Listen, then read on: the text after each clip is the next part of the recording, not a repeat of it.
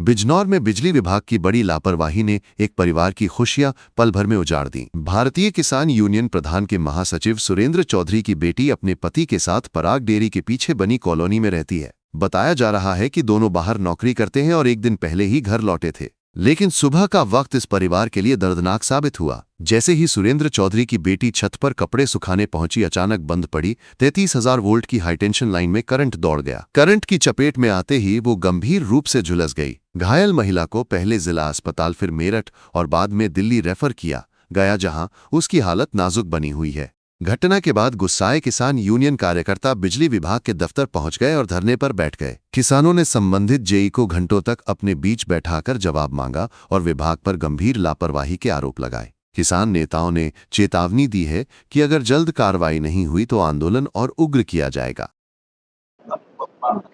अध्यक्ष जी, आज आप बिजली हैडिल में यहाँ परिसर में धरना जमाए बैठे हैं, क्या मामला?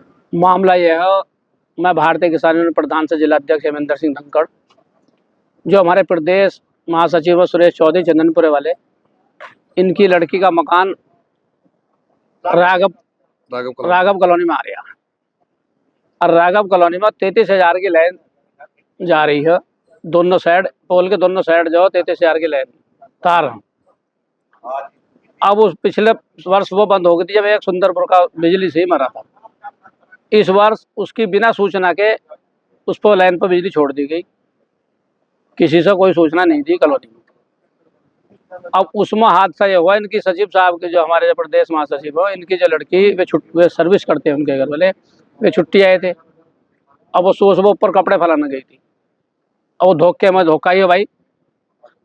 अब वो बिजली न लाइन न जो 1 मीटर तो खाई लेते थे, शहर की तो लाइन ही ऐसी है। सपना नाम की लड़की हमारी, बच्ची क्या है, तो शादीशुदा 30-31 साल की उम्र। और इस टाइम हम तो इस वर्ष ही कामना करते हैं कि भाई वो हमारी लड़की बच जा। वो पहले मेरठ थी, अब उससे दिल्ली के लिए रेफर होगी।